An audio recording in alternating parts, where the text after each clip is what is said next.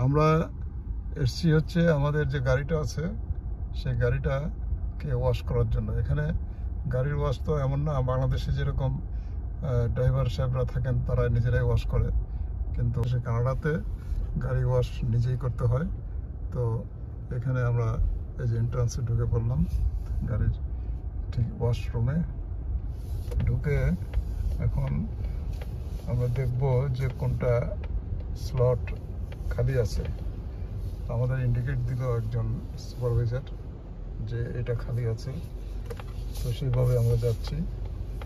যে দেখুন গাড়িগুলো ওয়াশ হচ্ছে চারদিকে টানের বামে, এবং এটা এই যে ওয়াশ হচ্ছে।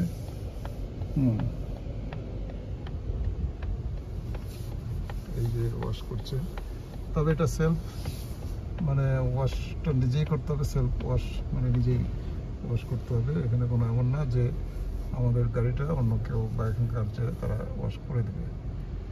তো যাই হোক আমরা আসলাম এখন। তো হ্যাঁ,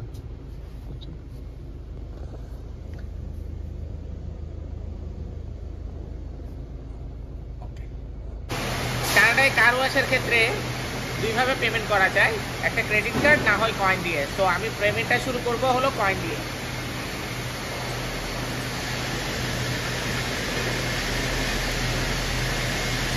প্রথমে আমরা গাড়িটা রিন্স করে নিব, তাই আমি মাত্র $1 দিলাম রিন্স করার জন্য।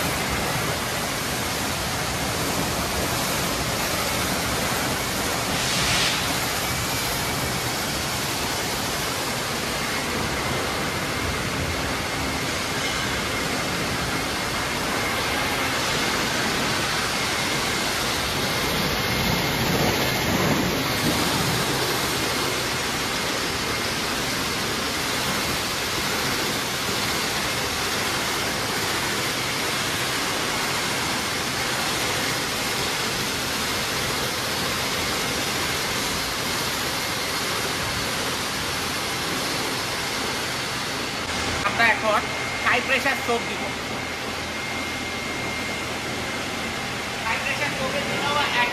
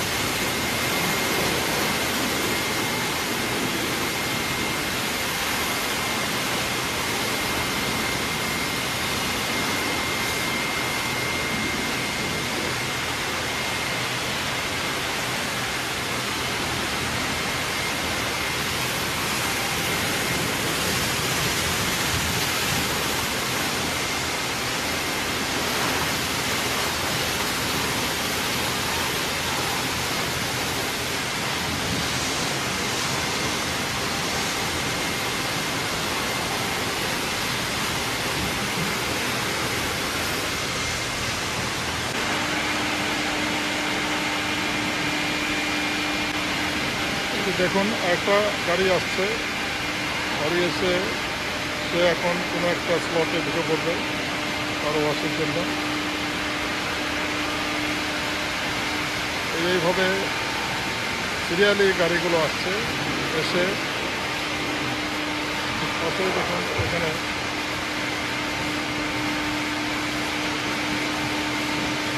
সব ওয়াশ হচ্ছে।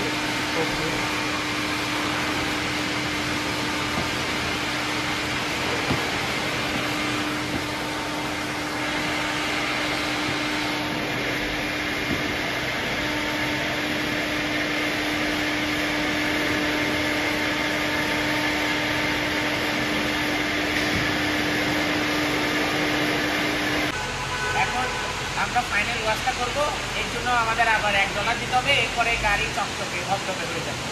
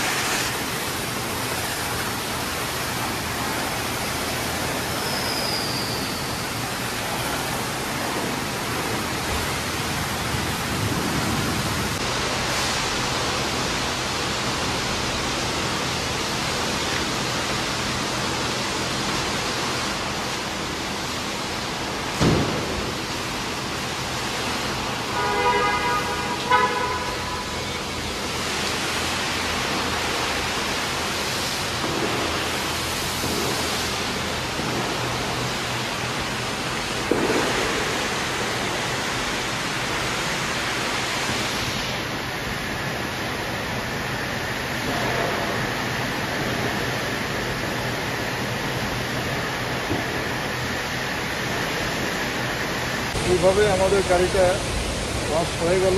অনেক ধন্যবাদ।